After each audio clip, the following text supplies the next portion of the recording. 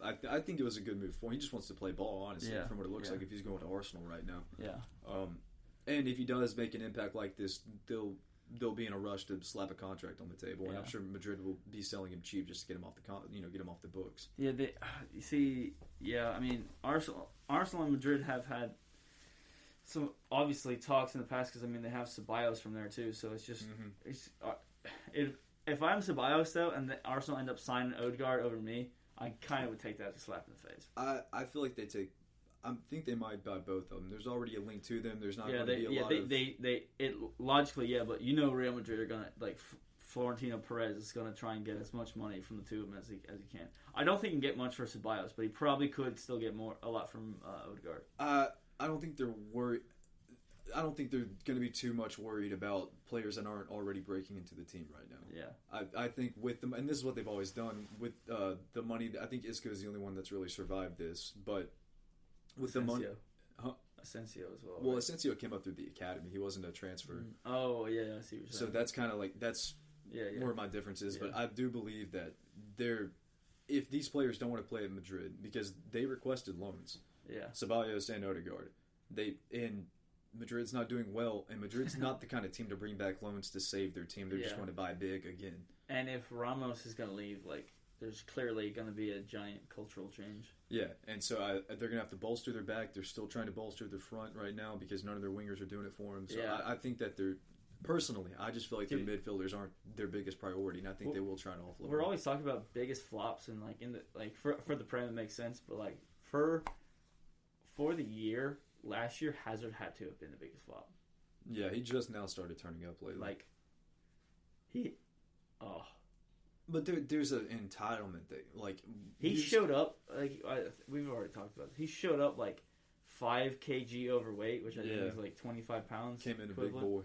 Like, dude, how do you fucking do that, man? It's because you get there to a team that wins every single year, and you think I don't have to try. I'm with the best right now. The thing is, they weren't at that point because Barcelona were still winning everything, and now Barcelona are shitting themselves. No, they bought Hazard off the ass end of their last Champions League.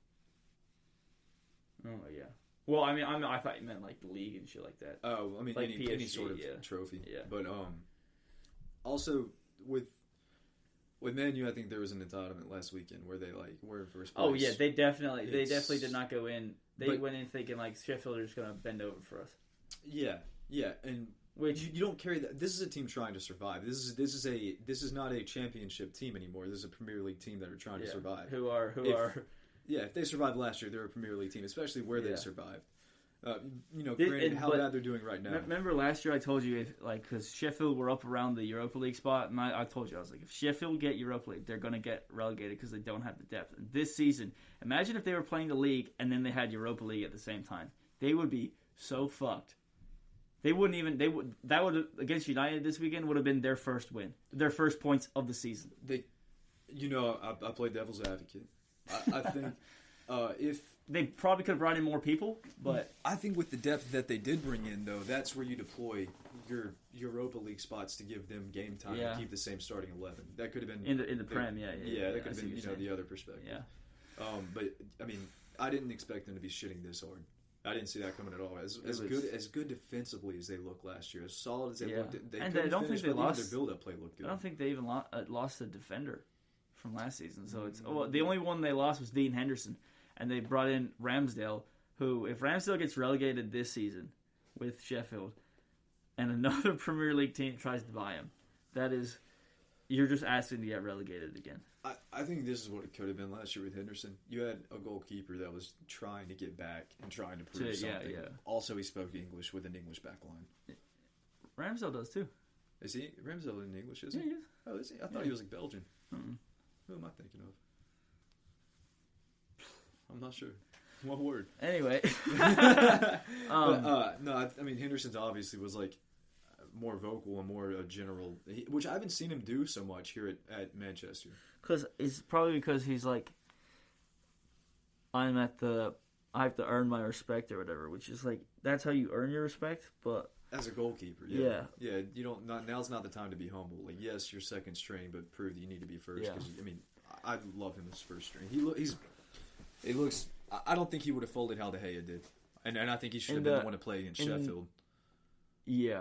But I think he did fuck up in the first game against Sheffield, though. That's true. So I think the first goal wouldn't have happened if Henderson was in goal. And the second goal, I remember Louis van Gaal, whenever he was manager of United, if a player, if it was a deflected goal, he would chew that player out because he's like, if you're not going to block it, get out of the way for the keeper. Because if you look at it, De Gea did have that shot until Axel touched it. Mm-hmm. So I think it was just a bunch of misfortune, but the 45 seconds leading up to that goal was the most pathetic football I've ever seen in my life. And I said this in the group meeting. They passed it to that guy three times. Yeah. Three times. Yeah. Tellez pulled in and out. Everyone but he went to double cover the guy that who had him. The guy Matic, because Matic covered Tellez, and Tellez didn't go over to cover Matic. Which is so dumb, because if you're playing center defensive mid, why are you trying to cover the fullback's guy? Yeah. Well, that guy had Then you drop and you trade. Yeah, I agree, but I think Tellez was out of position because they kind of broke down the right. So Tellez was coming back, recovering to the middle, and Matic had to go out. Which Let him have the sideline. Let him have the sideline. Anyway, but the thing that really Tellez should have stepped to him at least, or I think it was Martial or Rashford, one of the two, was literally just as close and just watching it happen. And Martial had a terrible, terrible game this against Sheffield. And I think Marcus had just as bad of a game. But the reason why Rashford isn't getting nearly as much stick as Martial is because Rashford's been getting goals and assists this season. But they haven't. But they've been, half of them have been kind of like nonchalant, like they weren't like driven. Yeah, plays. But what I'm saying is he's getting like against Wolves, Rashford basically should have just been at home. He had an awful game, and because he scored, it was all okay. You're not telling me. I've been saying this all season. No, I've been saying it since the first week. I mean, they've probably each had really stand out 2-3 good games this season. This season. Yeah. And I'm saying that they've had a bad season in relativity to how they did last season. I'm not saying that's last season they both played wonderful while each other was out because they both had to carry the team. Yeah, like the Rashford that was playing last year before he went out with that back injury against Wolves. Mm-hmm.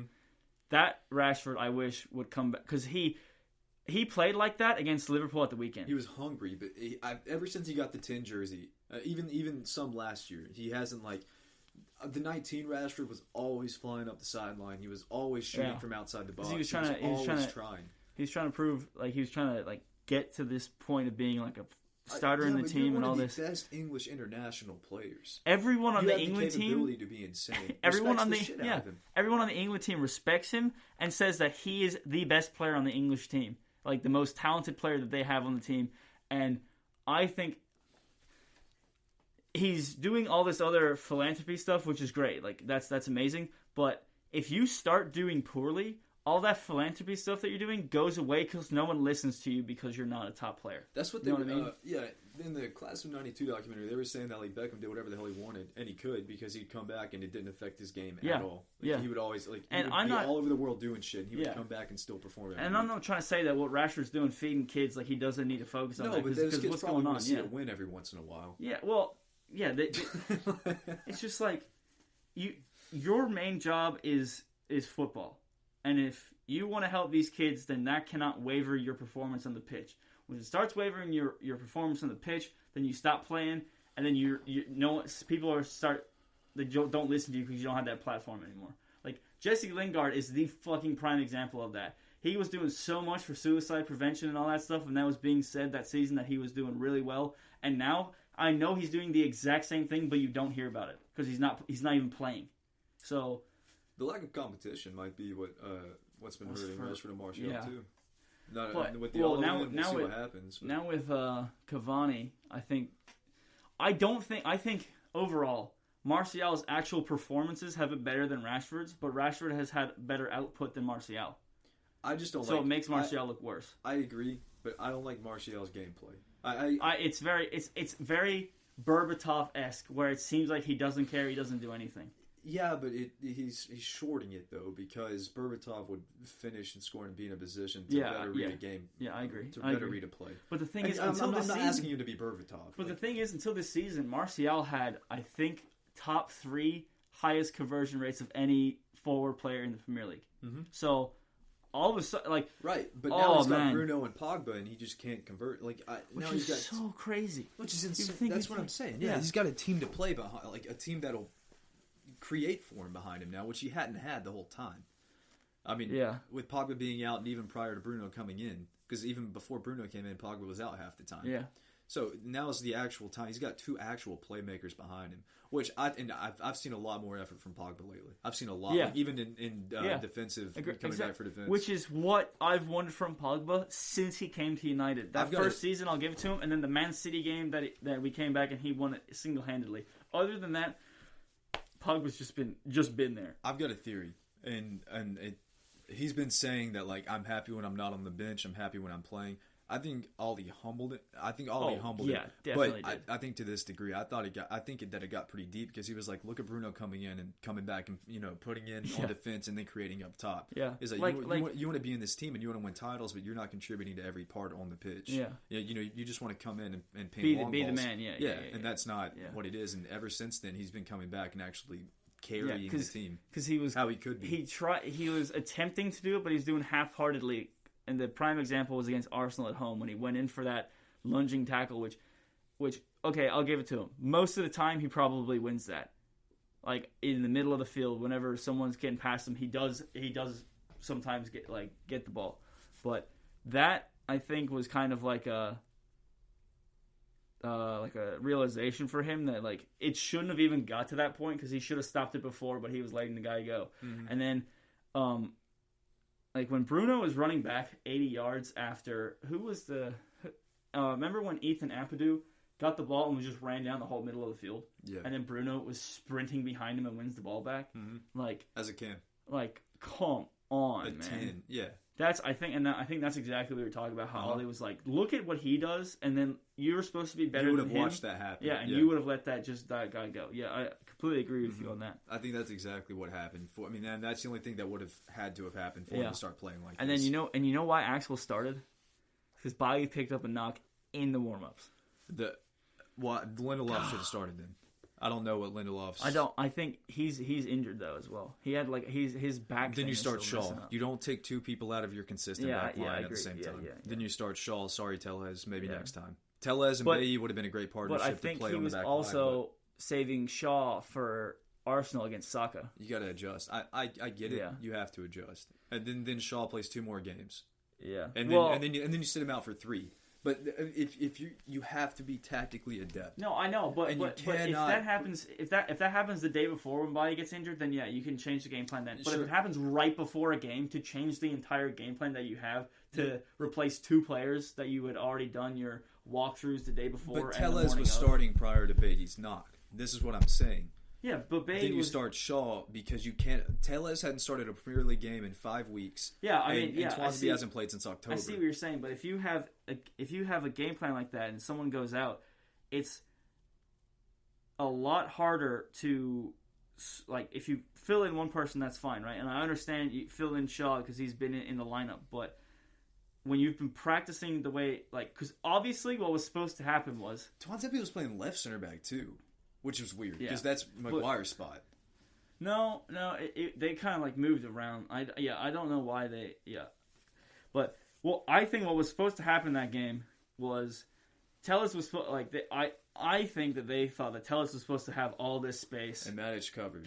But, because what happened was Sheffield started covering the left side and left Wan-Bissaka with acres of space the entire first half. But they know he can't do anything. Exactly. But I think what United went into that thinking, we're going to have a bunch of space on the wing for Tellez to cross it in or do whatever, right? And decoy. And which a couple of times Tellez did get the ball and he crossed it into dangerous areas and it worked out. Yeah, but Cavani wasn't in. Yeah, I know. So what's the point? I know. I don't. The only header in the team wasn't playing, so what's the point? Yeah, Shaw. This isn't like an I love Shaw moment. This is I'm not a manager, but I don't think that I'm dumb enough to take out 2 mainstay. I understand something happened. Yeah, but when it did, one of your mainstay, you have to have 3 mainstay defenders until a rotation's complete. But at the same time, they're all professional players getting thousands of dollars a week. So but they're not playing together week in, week out. I agree. I agree. it